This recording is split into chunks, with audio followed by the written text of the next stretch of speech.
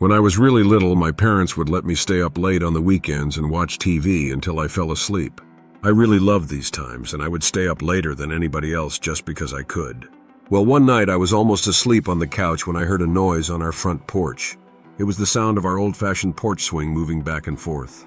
I was a little scared, so I crept toward the bay windows of my living room and peeked out towards the porch. Sitting on my front porch swing was an older woman, probably in her 50s, wearing nothing but a nightgown, covered in blood and holding a huge kitchen knife. I flipped out immediately and ran screaming into my parents' room, but was too terrified to form words.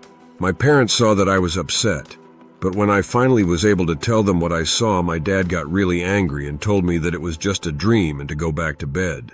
I refused and kept crying and screaming until he had had enough and snatched my arm and dragged me towards the front door to prove that nothing was there.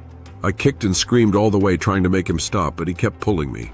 Finally, we got to the door. He unlocked it, swung it open, and said, "See, there's nothing that..." To this day, I have never seen the look of fear and shock that was on his face when that woman turned and stared at both of us and slowly stood up with the knife. My dad slammed the door shut and got my mom to call the police while he went and got his gun. He went back to the door with a 12 gauge and cracked the door enough to stick the barrel out. He asked her what she was doing, and she said, "Somebody killed my husband, but it wasn't me."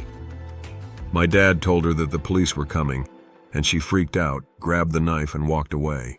The police found her 15 minutes later trying to break into one of our neighbors' houses. I never slept in the living room again.